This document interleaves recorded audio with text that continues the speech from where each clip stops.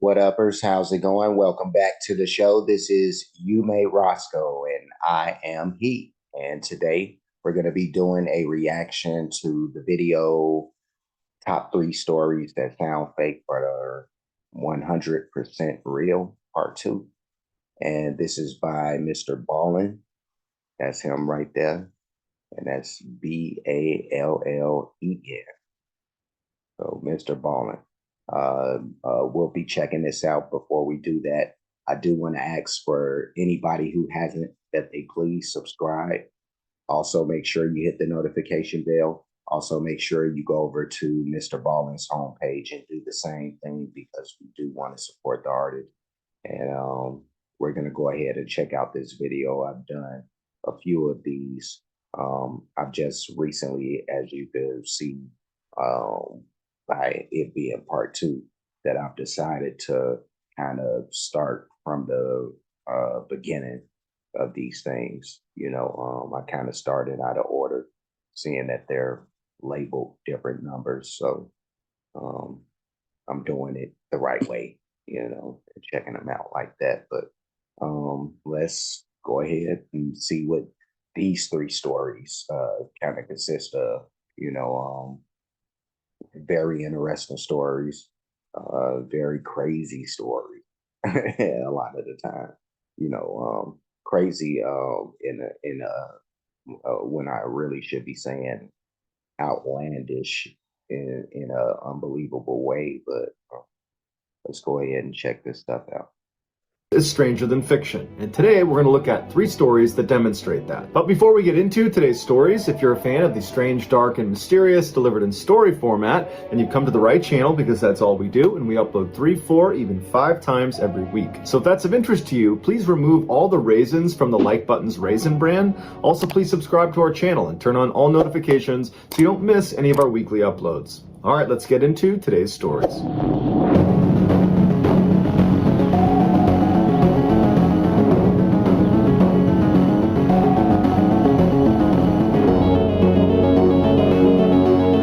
From 2000 to 2013, Cornelius Mike Anderson miraculously turned his life around. Growing up in a suburb of St. Louis, Missouri, Mike was a troubled young man that seemed destined for jail time. But something changed for him in the year 2000 when he was 23 years old. Suddenly, he wanted to make the most out of his life. So he distanced himself from his old friends and he moved to a different suburb outside of St. Louis called Webster Groves. There, he started a successful construction company. He got married, divorced, married again. He had 3 kids and became the father to a stepchild. He was very active in his community, volunteering countless hours at his church, as well as becoming a youth football coach. Anyone that met— That's good for him. That's good for him that he turned his life around. And that's a good looking cat. You know what I mean? Good looking family right there. So good for that guy. Mike after the year 2000 only had wonderful things to say about him. But Mike had a big secret about his past that he was just hoping never saw the light of day. Back in 1999, when Mike was 23 years old, he robbed a Burger King outside of St. Louis at gunpoint. He was arrested in the year 2000, convicted of armed robbery, and sentenced to 13 years in prison. Shortly after his conviction, he was out on bail pending the outcome of his appeal. But when his appeal was denied in May of 2002, Mike was expecting to go back to jail. And so he asked his lawyer, what are the next steps? Because I'm out on bail. Do I go to the jail? Do they come to get me? And his lawyer said, oh no, they'll issue a warrant for your arrest. They will come to your house and they will take you to jail. So Mike got his affairs in order and he waited to go to jail. But no one ever showed up. And so days turned into weeks, turned into years, and no one ever took Mike to jail. Because it would turn out the state had made a clerical error, and they believed Mike was already behind bars when he was actually just at his home. And in July of 2013, at the end of his original 13-year sentence, they went to go release him from prison. That's when they realized he had never been incarcerated. So 8 U.S. Marshals immediately went to his house and they arrested him and they brought him to jail, and there was this huge public outcry that it was totally unjust that you're arresting him now because it's the state's fault that they did not bring him to jail. It's not Mike's fault, and Mike used that opportunity to become a totally changed man. And so after a number of appeals and this very public petition of people trying to get Mike out of jail, a judge finally took a closer look at Mike's case, and it would take this judge only 10 minutes to come to the conclusion that Mike was in fact a changed man and should not have to serve the rest of his sentence. And so although Mike was held for 9 months after being rearrested, he was released, and today he is a free man.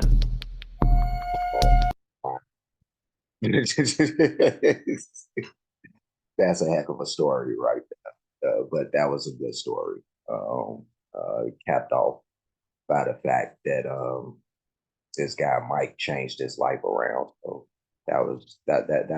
that's great, you know. And they say that rehabilitation isn't a thing anymore, you know. But that's what second chances are all about, man. You know, let's see what family road trip is about. Let's do it. The Tromp family were by all accounts a normal, hard-working household. 51-year-old Mark Tromp and his wife, 53-year-old Kobe Tromp, had established a successful red currant farm and earth-moving business at their property in Sylvan, which is just outside of Melbourne. Their 3 adult children, which were 29-year-old Rihanna, 25-year-old Mitchell, and 22-year-old Ella, all lived and worked with them at the farm. But their seemingly ordinary lives would change forever on Monday, August 29th, 2016. That day, without any warning, the family dumped their passports, credit cards, and cell phones on the kitchen table and ran out the front door, leaving it unlocked. They hopped into Ella's car and drove north. 30 kilometers into their journey, and it was discovered that the son, Mitchell, still had his phone. And so the others yelled at him to throw it out the window. And so he did. He chucked his phone out the window. The family drove all day and night until they reached a motel in the New South Wales town of Bathurst, 800 kilometers away to the west of Sydney. The following morning, Mitchell decided he did not want to be a part of whatever it was they were doing, and so he abandoned his family and began heading home. The remaining 4 family members did not go after Mitchell. Instead, they just piled back in the car and drove east to a popular tourist destination called the Genelin Caves. It was there that the 2 daughters, Rihanna and Ella, decided that they also did not want to be a part of whatever it was they were doing, and so they snuck away from their parents and stole a car and began heading home. The parents, after realizing their daughters had now left, did nothing. They did not go after them. The 2 sisters drove south to the town of Goulburn, where they called the police to report their parents missing. The story made its way into the media, where the family was initially ridiculed for getting lost in the first place and getting completely separated in an area they should know well. This is their country. It's not a remote area. They were near big established towns the entire time. It just didn't make sense. But when police went to the Tromp family farm back in Sylvan and they discovered the front door was unlocked, there were credit cards, passports, and phones on the table, suddenly it seemed like there was a lot more to this case than met the eye. And so as this strangeness came into focus in the media, people stopped ridiculing the family and began speculating what caused them to suddenly flee their house. Was it something in the water they were drinking? Was there chemicals on the farm that was screwing up their brain? Were they running from someone? Were they in debt? What was it that caused this strange sudden departure? Back in Goulburn, after reporting their parents missing, Rihanna and Ella inexplicably separated at a gas station.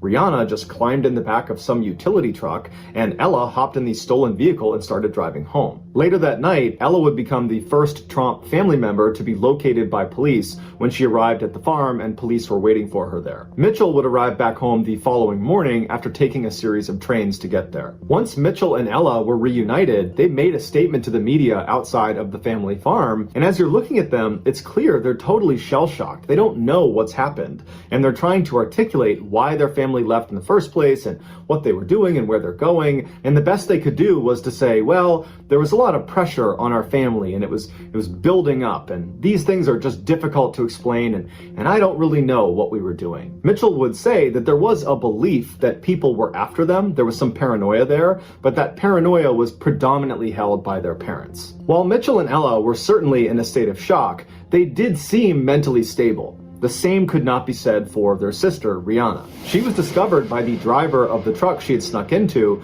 after he had driven over an hour away. He had pulled over to check on something. He had gone around the back and then had the life scared out of him when he saw Rihanna just sitting there in a what he called catatonic state. She didn't know her name. She didn't know where she was. She was just sitting there. Rihanna was taken to the Goulburn Hospital where she was put into their psychiatric unit. As media interest grew, the parents, Mark and Kobe, got back in their car up at the Jenolan Caves and drove south towards Melbourne. A day later, on Wednesday, the pair had driven 600 kilometers to the Victorian town of Wangaratta, where they too inexplicably separated. Kobe turned around and started heading north again by means which are still a mystery, and a day later was found 350 kilometers away in the town of Yass in a very agitated state. She was taken to a hospital there, but then transferred to the Goulburn psychiatric unit to be with her daughter, Rihanna. Mark stayed in Wangaratta, and he was there for several days, and during his time there, he was spotted by a young couple really aggressively tailgating them, and then he was spotted again on another day fleeing from the car he had been driving. Finally, on Saturday evening, all of the Tromp family members were accounted for when Mark was finally discovered sitting next to the road near the Wangaratta airport. He was questioned by police and then assessed by a mental health officer, and then was released into the custody of his brother, who was a police officer. And as they drove away, Mark turned around and flipped off the photographers that had converged on the spot. He later released a more contrite statement apologizing for the hurt and concern that were caused by these events, and he also paid respect to the police and the volunteers that went out looking for them. After the investigation, the police determined that nobody was chasing this family. They were not in any danger. The family had also not taken any drugs. They were not in debt. They were not involved in any sort of religious cult. And prior to this strange event, the family had no history of mental health issues. After the dust had settled and the Tromp family was just back at their farm going about their normal life, every media outlet wanted an interview with them to try to learn more about why this strange thing happened. But the family said, we're not doing interviews, we're not putting out any more statements, we just want to be left alone. And so as a result... This is a crazy story up to this point, because they just bailed out. This sounds like, in the movie Forrest Gump, when that point in the movie when he just gets out and runs, and then the media, they follow him and all that, and they're asking him like, what is his reason that, because they done came up with all these reasons he's running for, the cure for this and, for this cause. And he was like, I'm just running. I'm just running, and that's what these people were doing. They were just running. But let's keep it going. Result, all people could do was theorize. And the leading theory was that the Tromp family was suffering from something called folie à deux, which is a French term that means madness for two. And what happens is one person who is delusional can pass that delusion on to other people. And this typically only happens in very close-knit families or in very tight romantic relationships. While it's unclear which of the Tromps became psychotic first, doctors say it is clear at some point they were in a cycle of reinforcing each other's delusions if this folie à deux theory is the right one. While the full reasons for why the Tromps went on this strange voyage will probably never be known, the police deemed it a family matter and did not press charges.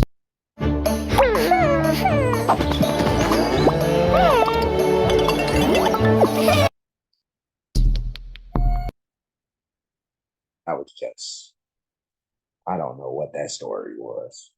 These people just ran for no reason and then came back home, or were brought back home in some cases. But and that was it. That's crazy. But head in the clouds. Let's hope this is a better story than that last one. But let's get it.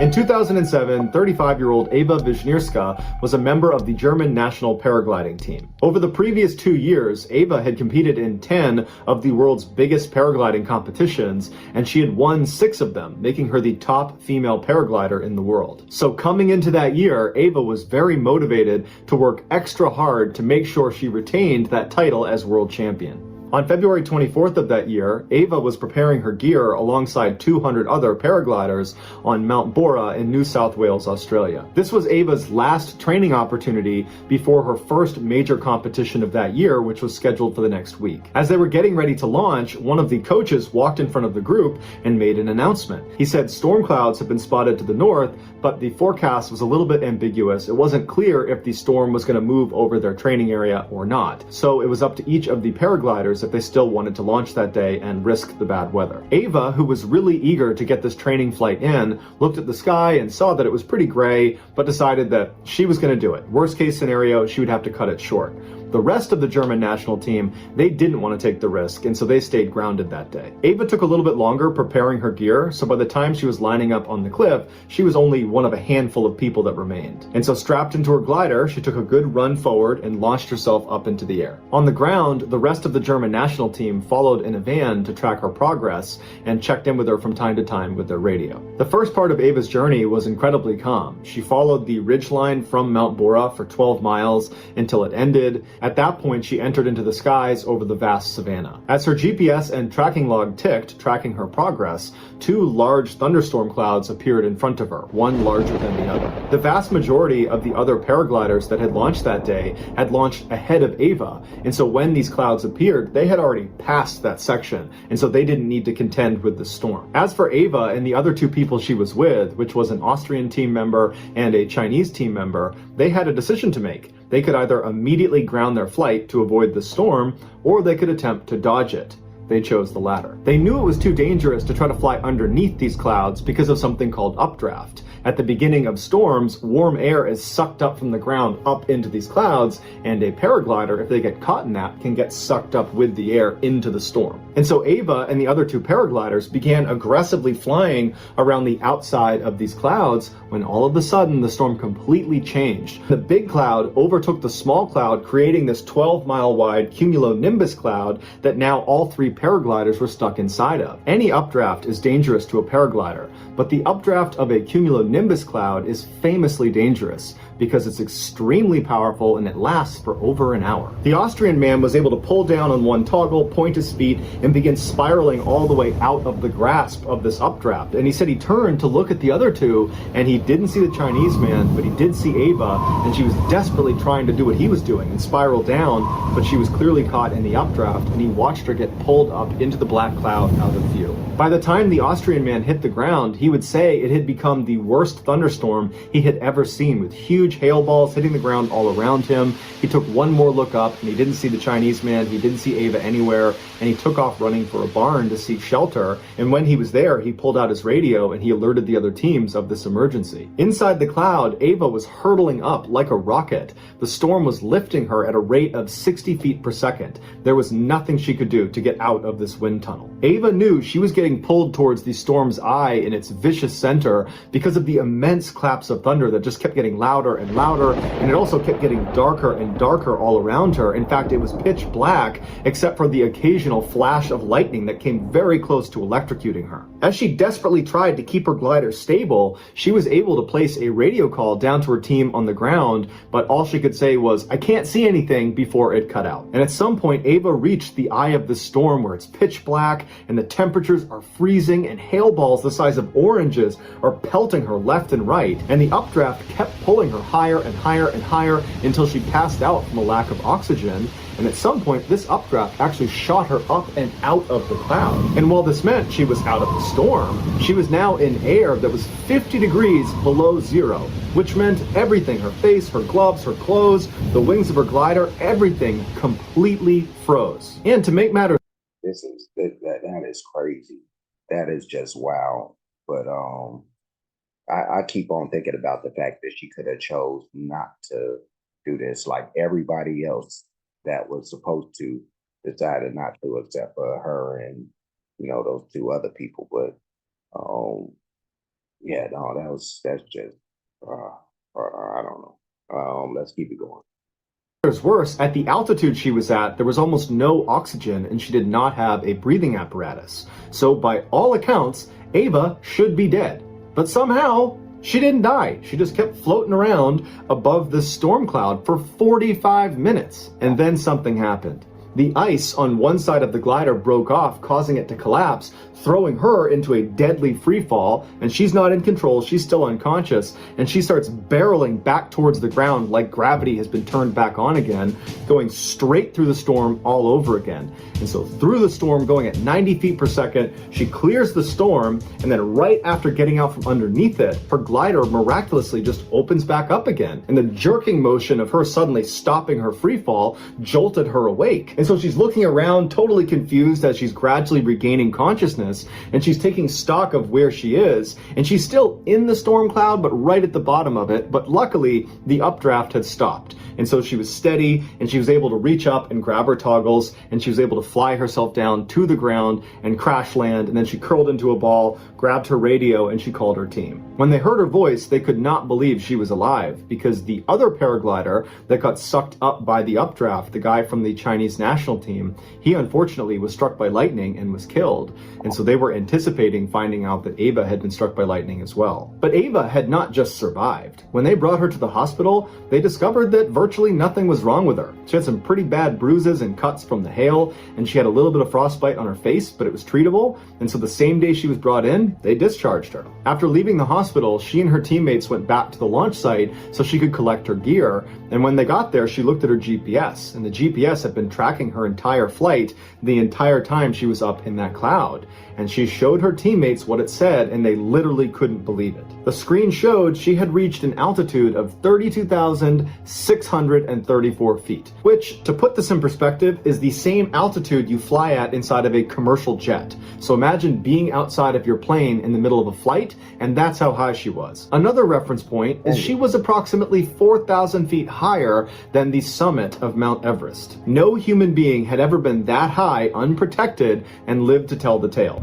Until Ava. So that's going to do it, guys. If you found this secret in today's episode, let us know what it is in the comments and where you found it, so give us the timestamp, and if you're the first to do that, we'll pin you at the top of the comments section. If you enjoyed today's video and you haven't done this already, please remove all of the raisins from the Like Button's Raisin brand. Also, please subscribe to our channel and turn on all notifications so you don't miss any of our weekly 3, 4, even 5 video uploads. If you want to get in touch with me, you can direct message me on Instagram or on Twitter. My username for both platforms is the same. It's John Ballen 416. I also have a ton of content over on TikTok where my username is Mr. Ballen. I also have a second YouTube channel called Mr. Ballen Shorts where I post short videos. If you have a story suggestion, please submit it to our subreddit just called Mr. Ballen. It's linked in the description below. So whether I see you on Twitter, Instagram, TikTok, Reddit, YouTube, or some combination, just know that I really appreciate your support, and until next time, that's going to do it. See ya. Cool beans. Cool beans. I'm glad that he gives out all that information, so that makes it, you know, easy for me. I don't have to repeat all that stuff because he just gave it all. Um, and like I said, we do want to support these people who I do these reactions to, whether it's music or this stuff. So, you know, but let me just push it back so I'm out. That was Mr. Ballen.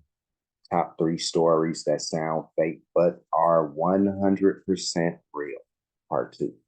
And those were at least 2 of those stories were very wild. That middle story was just kind of weird, you know, because they just dipped out of the crib and came back to the crib, and no explanation why they dipped in the first place. You know, that was just weirdo stuff. But